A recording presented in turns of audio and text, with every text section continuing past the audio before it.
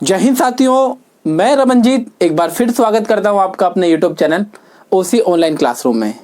आज की इस वीडियो में हम 12वीं क्लास की पॉलिटिकल साइंस का एक कठिन अध्याय, थोड़ा समझने में दिक्कत होती है क्योंकि ये पीछे के अध्यायों का एक निचोड़ है। इस अध्याय को अगर आप समझते हैं तो आने वाले कंपटीशन के एग्जाम की तैयारी है उसमें आपको सुविधा मिलती है। और अगर आप पॉलिटिकल साइंस या किसी राजनीति से जुड़े किसी अन्य विषय में कुछ उच्च शिक्षा हासिल करना चाहते हैं तो उसमें ये काफ़ी आपकी मदद करने वाला है। अध्याय 5वां है। पुराने सिलेबस के हिसाब से ये अध्याय 7वां या 6ठा ऐसा कुछ हुआ करता था। अध्याय का नाम है संयुक्त राष्ट्र संघ एवं इसके संगठन। इस अध्याय में हमें जानना है कि संयुक्त राष्ट्र संघ, ये इससे पहले हम नाम सुन चुके हैं इसका, आखिर ये है क्या और इसके कुछ संगठन है उसके बारे में भी हमें जानकारी हासिल करनी है। ये इस वीडियो का हमारा पहला पार्ट है। 2 से 3 पार्ट में ये वीडियो खत्म हो जाएगी। और मैं आपको जानकारी के लिए बता दूं कि हमारा इंस्टाग्राम चैनल है या इंस्टाग्राम अकाउंट है, वीडियो के डिस्क्रिप्शन में या आपको स्क्रीन पर हमारी आईडी दिखेगी। आप इंस्टाग्राम चैनल पे जाइए और इस अध्याय या इससे जुड़े जो भी हम पहले के अध्याय करवा चुके हैं उसके क्लास नोट्स आपको अवेलेबल होंगे। लेकिन अगर आप इस चैनल पे नए हैं तो चैनल को प्लीज़ सब्सक्राइब करिए और अपने दोस्तों के या अपने क्लास के ग्रुप में शेयर करिए, जिससे कि अधिक से अधिक लोगों तक हम हिंदी माध्यम में एक अच्छी गुणवत्तापूर्ण वीडियो और शिक्षा क्षेत्र का कुछ जो हमारा अनुभव है उस तक पहुंचा सकें, ताकि हिंदी माध्यम के बच्चे एक अच्छा परिणाम हासिल कर सकें। तो हम शुरू करते हैं अपनी वीडियो। देखिए, इससे पहले कि हम वीडियो में हम पढ़ चुके हैं कि क्षेत्रीय संगठन होते क्या हैं। क्षेत्रीय संगठन दरअसल कुछ अपने आसपास के देश मिलकर एक संगठन बना लेते हैं, जिससे कि उन देशों के बीच में जो भी समस्याएं होती हैं उनको वो सुलझा लेते हैं। ठीक है, ये आपसी समझौते की बात होती है, या किसी का लड़ाई दंगा या फिर सैनिक कार्रवाई वगैरह नहीं होती।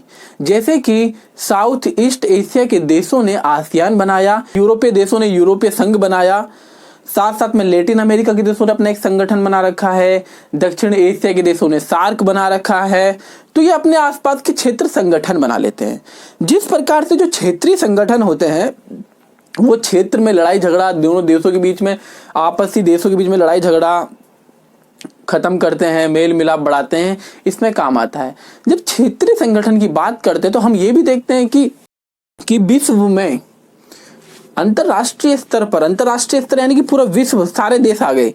विश्व में भी इस प्रकार की लड़ाई झगड़ा हो सकता है कि वियतनाम अमेरिका की लड़ाई हो, या फिर अमेरिका रूस की लड़ाई हो जाए, चीन की लड़ाई हो जाए, भारत और पाकिस्तान या भारत और किसी देश की लड़ाई हो जाए। तो इन दोनों देशों के मध्य जो लड़ाई होगी, उनके बीच में जो मसले हैं वो कौन सुलटाएगा?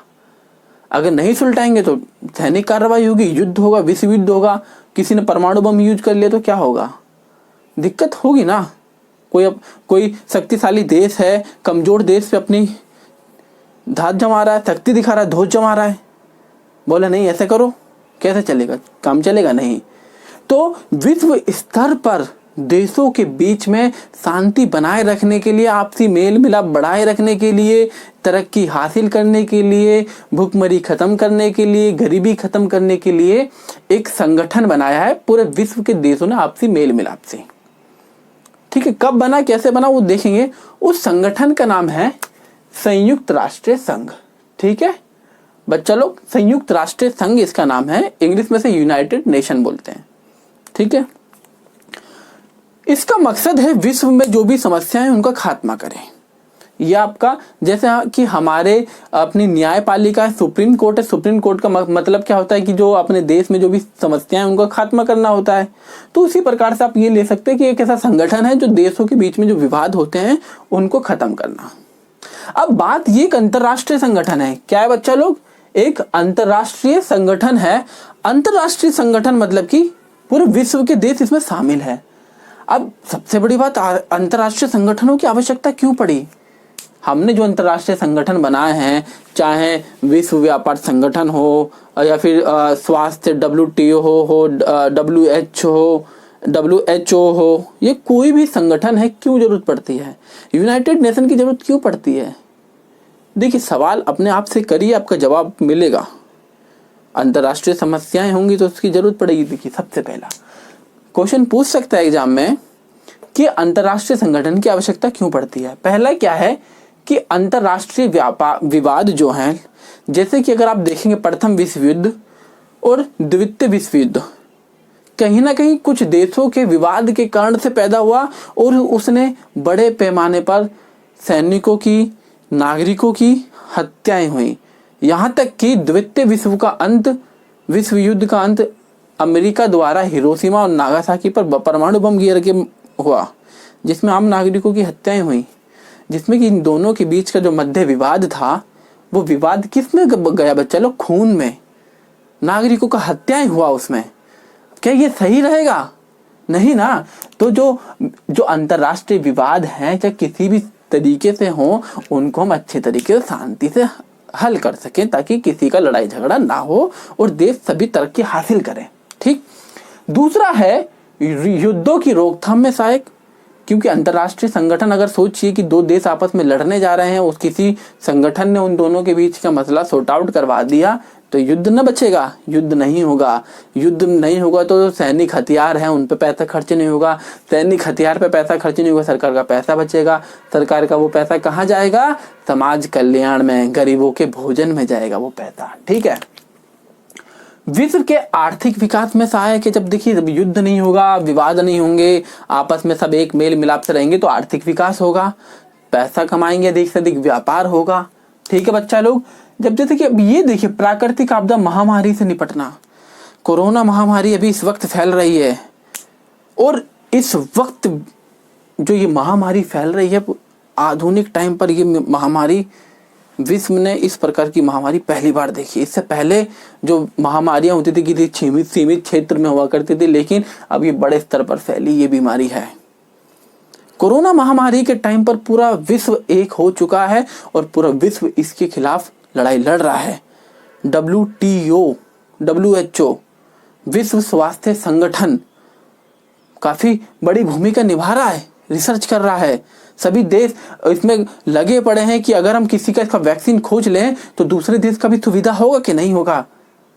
तो ये क्या कह रहे हैं, प्राकृतिक आपदाएं होती हैं, महामारी होती हैं, उनसे बचत करवाना, उनसे सामना करना सिखाना है। पोलियो के खिलाफ, HIV एड्स के खिलाफ, कोरोना आपके पास अभी वास्तविक एग्जाम्पल है।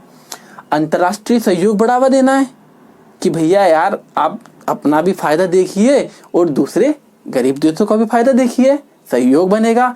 जलवायु परिवर्तन से निपटना है। विश्व में जलवायु परिवर्तन हो रहा है और तापमान बढ़ रहा है। तब तापमान बढ़ने से क्या हो रहा है? तापमान बढ़ने से ग्लेशियर पिघल रहे हैं, बर्फ पिघल रही है, और वो बर्फ पिघल के कहाँ जा रही है बच्चा लोग? वो बर्फ पिघल के कहाँ जा रही है? समुद्रों में जा रही है।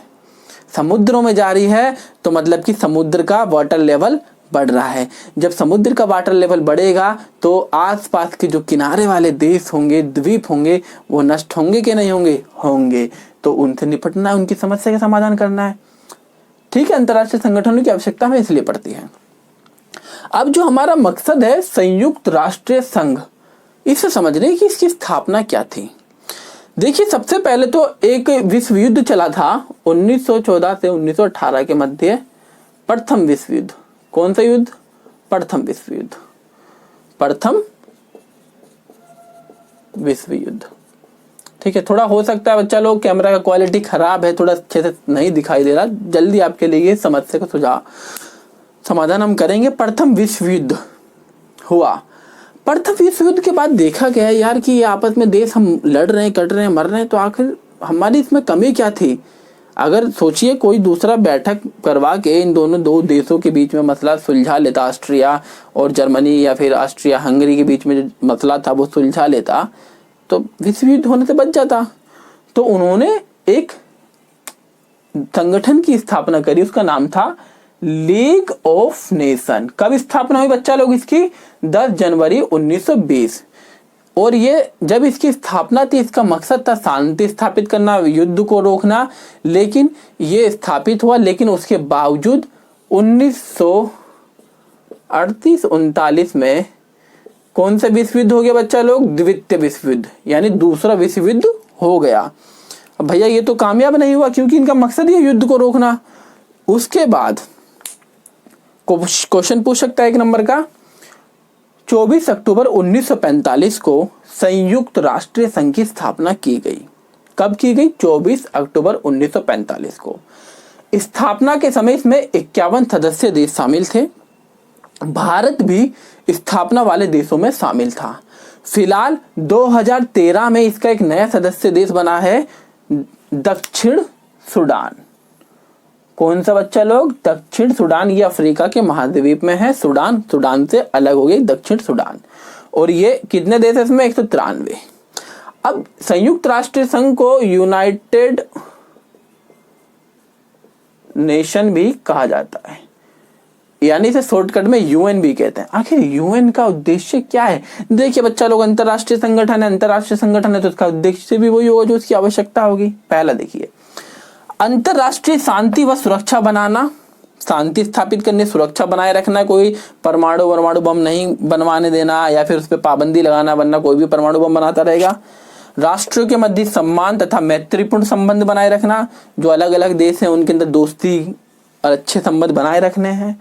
आर्थिक, सामाजिक, सांस्कृतिक समस्या सुलझाना, मानवाधिकारों की रक्षा करना, जो आर्थिक क्षेत्र पर कमियां हैं, सामाजिक क्षेत्र पर भेदभाव हो रहा है, सांस्कृतिक कुछ समस्याएं होती हैं, उन समस्या को सुलझाना।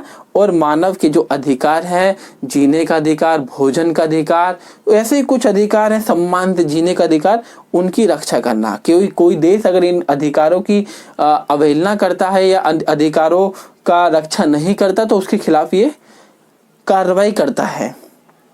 और फिर चौथा है, उद्देश्यों को प्राप्त करने के लिए राष्ट्रों के मध्य सामंजस्य स्थापित करना, कि जो भी इसके उद्देश्य हैं, जो उसे प्राप्त करने के लिए जो भी इसके सदस्य राष्ट्र हैं उनके बीच में सामंजस्य यानी दोस्ती बनाए रखना कि भैया हमें ये चीज करनी है।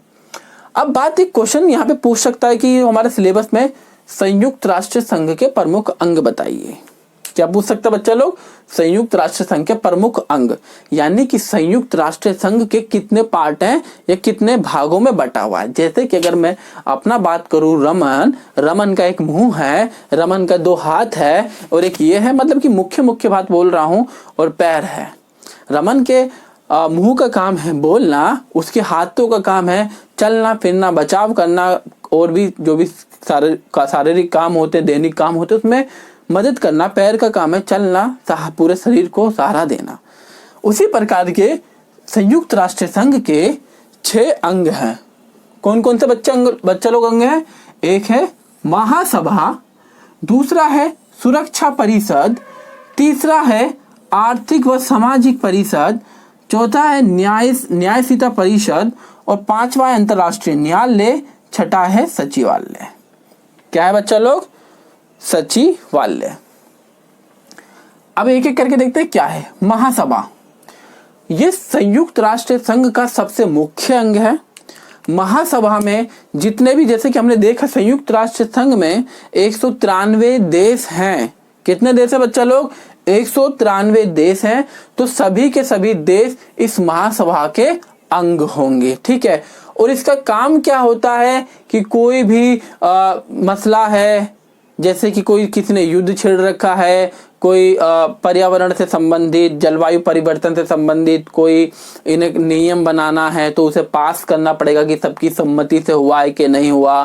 सभी को एक समान मत का अधिकार होता है, और कोई भी जो इन्हें अपना बिल पास करना पड़ता है कि अंतर्राष्ट्रीय स्तर पर ऐसा होना चाहिए, अंतर्राष्ट्रीय स्तर पर वैसा होना चाहिए, उसके मामले में ये बैठक लेते हैं बहुमत के आधार पर। जिसकी सबसे ज्यादा जिसके पक्ष में जो वो होगा उसके हिसाब से करा जाता है। इनकी वर्ष में एक बार बैठक होती है जिसे अधिवेशन कहते हैं। अब जो सबसे इंपॉर्टेंट जो इसका पार्ट है वो है सुरक्षा परिषद। क्या है बच्चा लोग?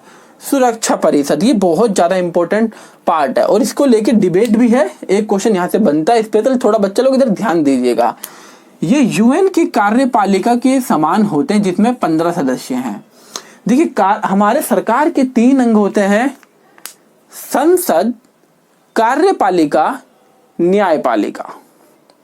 संसद का मतलब है जो कानून बनाता है, कार्यपालिका का मतलब है जो कानून लागू करता है, और न्यायपालिका का अर्थ है जो कानून लागू होने के बाद प्रक्रिया शुरू होती है कि कानून की रक्षा करना और कानून के खिलाफ जो जा रहा है उसके विरुद्ध दंडात्मक कार्रवाई करना या नियमानुसार कार्रवाई करना। तो यहाँ पर जो कार्यपालिका के हिसाब से काम करता है, यानी कि ये नियम लागू करवाता है, स्ट्रॉन्ग पोजीशन रखता है ये। इसमें कितने देश हैं बच्चा लोग? टोटल 15 देश। पोस्ट क्वेश्चन पूछ लेगा कितने देश हैं कि सुरक्षा परिषद में टोटल कितने देश होते हैं?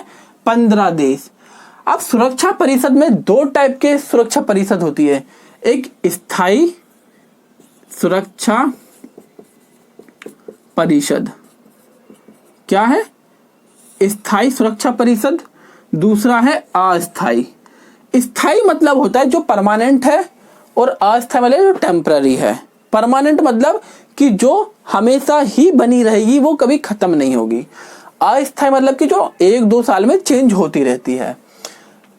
स्थायी सुरक्षा परिषद है, उसके देश हैं यूएसए यानी अमेरिका, रूस, ब्रिटेन, फ्रांस और चीन। पहले इसका सदस्य देश था यूएसएसआर। अगर आपने शीत युद्ध पढ़ा हो, उसमें हमने देखा है यूएसएसआर को स्थायी सुरक्षा परिषद का सदस्य मिला हुआ था, सदस्यता।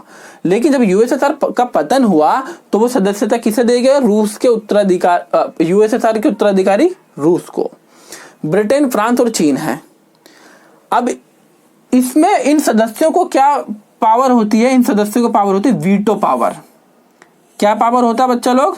Veto power. कई इंपॉर्टेंट टॉपिक है ये वीटो पावर, कई डिबेटेबल भी टॉपिक है। वीटो पावर का मतलब होता है जैसे कि सुरक्षा परिषद का काम है शांति बनाए रखना, कोई शांति नहीं बना रहा उसके खिलाफ युद्ध की कार्रवाई करना, सैनिक कार्रवाई की योजना बनाना। अब देखिए कि एक मसला लीजिए, जैसे कि अमेरिका ने इराक पर आक्रमण किया प्रथम खाड़ी युद्ध में। प्रथम खाड़ी युद्ध में जो इजाजत दी थी युद्ध की, वो दी थी यूएन ने इजाजत दी थी कि आप आक्रमण करिए। अगर उसमें से जो 5 सदस्य देश थे, ये यूएसए, रूस, ब्रिटेन, फ्रांस और चीन, उनमें से कोई भी देश बोलता कि इस युद्ध आक्रमण हम नहीं देंगे, यानी कि इराक पर सैनिक कार्रवाई करने की इजाजत हम नहीं देते, तो ये भले ही 4 लोगों ने पास किया होता है, जैसे चीन ने मना कर दिया, एग्जांपल के ले लीजिए, चीन ने मना कर दिया और चारों देशों ने पास कर दिया, ठीक है। अब इसे चारों देशों ने यहाँ से ही पास हो गया, स्थायी सुरक्षा परिषद से ही पास हो गया, लेकिन चीन ने माफ कर दिया, चीन ने बोला कि हम नहीं करने की इजाजत देंगे, तो ये क्या हो गया? जो सैनिक कार्रवाई का फैसला था वो खत्म हो जाएगा। वीटो पावर का मतलब है किसी भी एक देश ने मना कर दिया तो वो मना हो जाएगा, मतलब ये काफी स्ट्रॉन्ग पोजीशन है ये।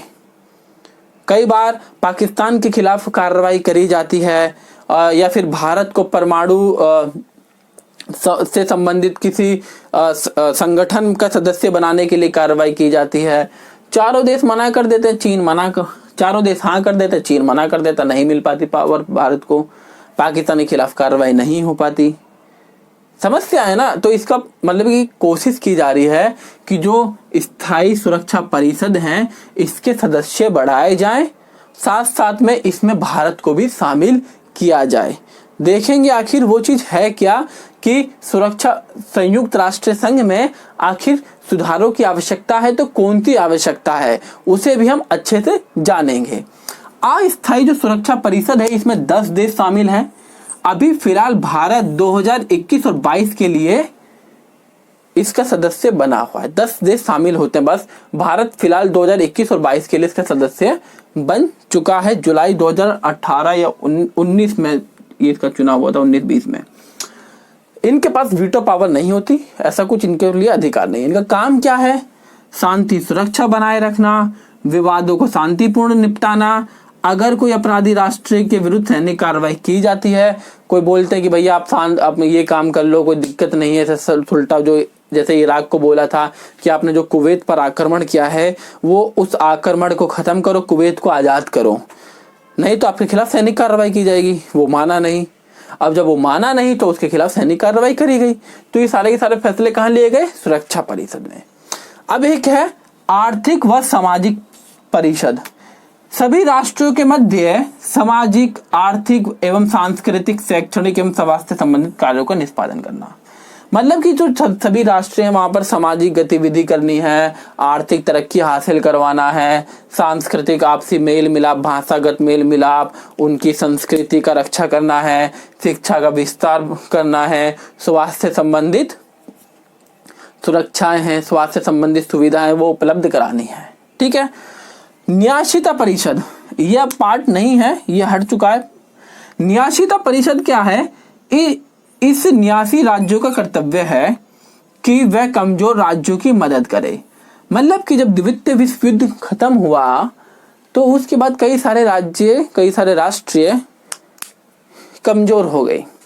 साथ साथ में जो देश उस टाइम आजाद हुए थे, गुलाम औपनिवेशिक देशों से, उनकी गुलामी से हटे थे, वो काफी कमजोर स्थिति में थे।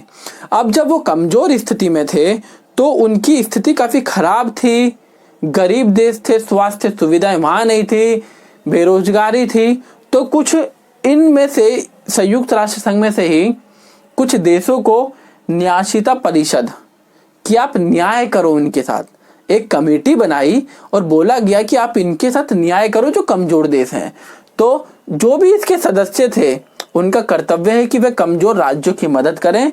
अब 1954 के बाद इसे स्थगित यानी कि खत्म कर दिया गया। यानी कि अब कितने पार्ट है? टोटल 5, यानी कि 6 लिखना ही पड़ेगा जब एग्जाम में आएगा। तो अंतरराष्ट्रीय न्यायालय, जैसे कि हमारा न्यायालय यानी कि जो कोर्ट होता है, क्या होता है बच्चा लोग? जो कोर्ट होता है हमारे, जैसे कि सुप्रीम कोर्ट है, हाई कोर्ट है, डिस्ट्रिक्ट कोर्ट है, वो कोई लड़ाई झगड़े को सुलझाता है। तो उसी तरीके से अंतरराष्ट्रीय न्यायालय क्या है कि ये जो भी देशों के बीच में जो भी लड़ाई झगड़ा होता है वो अंतरराष्ट्रीय न्यायालय में चला जाता है। जैसे कि भारत और पाकिस्तान के मध्य जो लड़ाई हुई थी 1947-1948 की, उसमें पाकिस्तान ने कश्मीर का कुछ हिस्सा हथिया लिया था।